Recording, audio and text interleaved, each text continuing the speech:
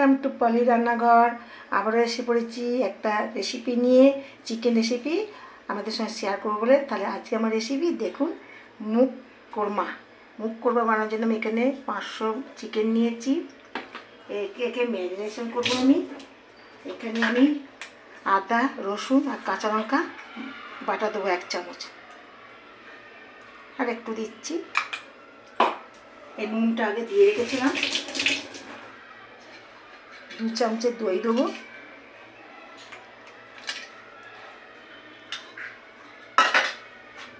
তো লঙ্কা গুঁড়ো দেবো। কাঁচা লঙ্কা বাটা তো আছে, আমি কাঁচা লঙ্কা দিয়েই করবো। একটু কালারের জন্য একটু লঙ্কা গুঁড়ো দিলাম। একটু গোলমরিচের গুঁড়ো দেবো 1 চামচে। এটাকে আমি 1 ঘন্টার মতো মাখিয়ে রেখে দেবো, ভালো করে মাখিয়ে দেবো।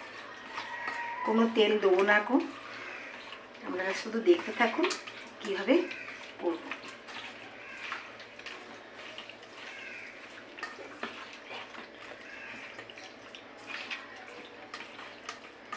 আমার মাখানো হয়ে গেছে, এটা 1 ঘন্টা থাকবে। তারপর পরে আবার দেখাবো কিভাবে রেসিপিটা তৈরি করবো। বন্ধুরা, এবার মুগ কোরমা আমি তৈরি করব। আমি ম্যারিনেশন করে গেছি চিকেনটা। এবার আসল পদ্ধতিতে আমি চলে আসছি। এবার কড়ার মধ্যে একটু সাদা তেল দেবো। সাদা তেলেই করবো, আর ঘি, সাদা তেল আর ঘি দুটো মিশ্রিত করে আমি মুগ কোরমাটা করবো। এবার এর সাথে একটু ঘি দিচ্ছি, গা ঘি।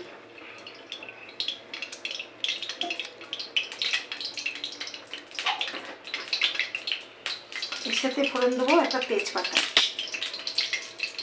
2 ছোট এলাচ, দারচিনি, লবঙ্গ আর গোটা গোলমরিচ।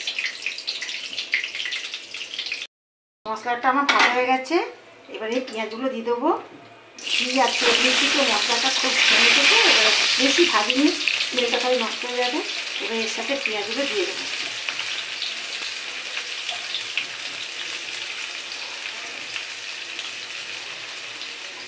এই পেঁয়াজগুলো আমি ভাজছি। কিছুটা পেঁয়াজ আমি পেরেস্তা করে ভেজে রেখেছি, আর কিছুটা পেঁয়াজ আমি এর সঙ্গে বেটে রেখেছি। পেঁয়াজ দিয়েছি, জায়ফল দিয়েছি, জয়িত্রী দিয়েছি আর সাহা মরিচ দিয়েছি, দিয়ে এই পেঁয়াজটা আমি বেটে রেখেছি। এই পেঁয়াজটা খুব বেশি ভাজবো না আমি, যেহেতু পেরেস্তা একটু ভাজা দেবো। একটু হালকা হালকা করে ভেজেছি, বাদামি কালার হয়ে গেছে। এর মধ্যে আবার আদা, রসুন আর কাঁচা লঙ্কা শুধু বাটা দিচ্ছি।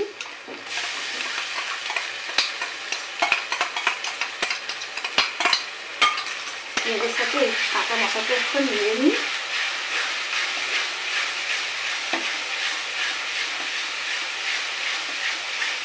রেসিপি করার সময় আমি চিকেনে নুন দিয়েছি, আর একটু নুনের প্রয়োজন, আমি নুন দিচ্ছি স্বাদ অনুযায়ী। একটু সামান্য হলুদ গুঁড়ো দেবো, খুব বেশি নয়।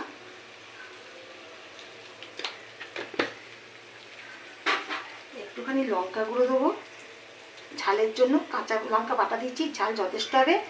আর লঙ্কা গুঁড়ো একটুখানি দেবো আমি, একটু কাশ্মীরি লঙ্কা দেবো কালারের জন্য।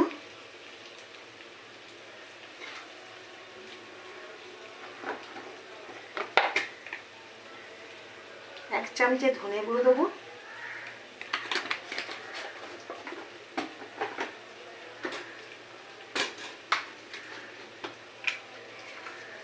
এক চামচে জিরে গুঁড়ো দেবো,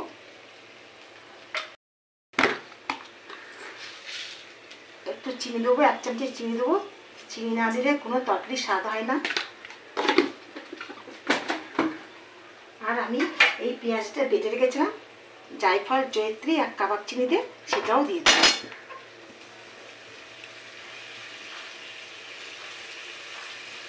মশলাগুলো আমি একসাথে ভালোভাবে কষিয়ে নেবো।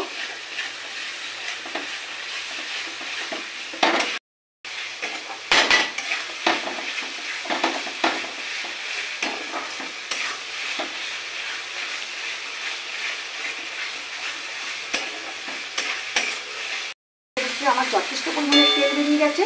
এবার যে চিকেনটা আমি ম্যারিনেশন করেছি সেটা আমি দিয়ে দেবো। দই আছে বলে একটু চেপে বসে গেছে একদম। 1 ঘন্টা রেখে দিয়েছি। 1 ঘন্টা বেশি রাখলেও কোনো অসুবিধা নেই, আপনারা বেশি রাখতে পারেন, কিন্তু মাথায় রাখবেন যেন 1 ঘন্টা থাকে।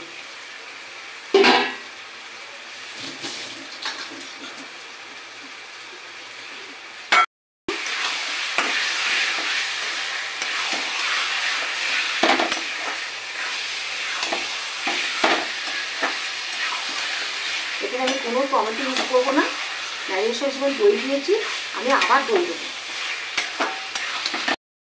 কিছুটা দই আমি আবার দিয়ে দিচ্ছি, দইটা আমি একটু ফাটিয়ে নিয়েছি।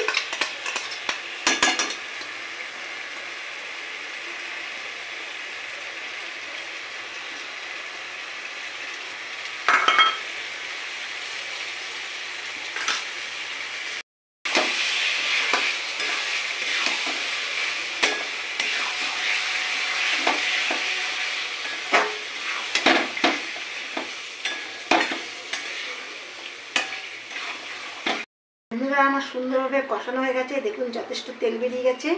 এবার এখানে যে কাজু আর আমন্ড বাটাটা আছে সেটা আমি দিয়ে দেবো।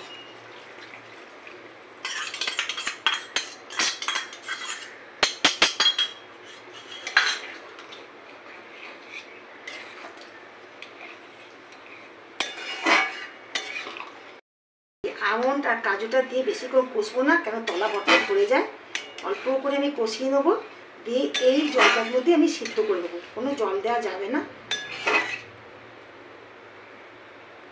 বন্ধুরা, আমার চিকেনটা ভালো রকম সেদ্ধ হয়ে গেছে, এই যে।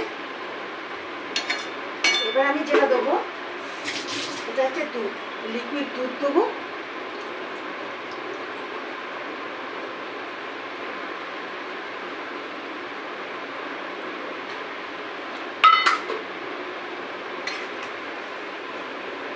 একটুখানি ফুটিয়ে নেবো।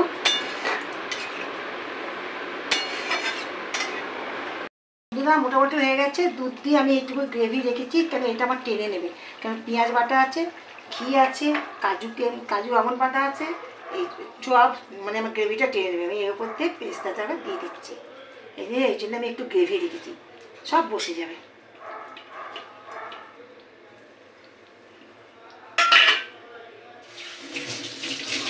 আমি আরেকটুখানি ঘি দিয়ে দেবো।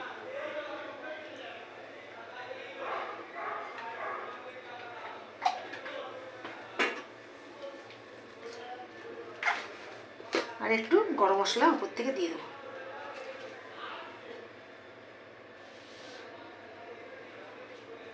মুগ কর্মা আমার একদম রেডি। আপনারা এরকম বানিয়ে খেয়ে দেখবে, খুব ভালো লাগবে। রান্নাটা বেশ ভালো লাগবে খেতে। লুচি, পরোটা, রুটি, বিরিয়ানি, ফ্রাইড রাইস সবার সাথে যাবে।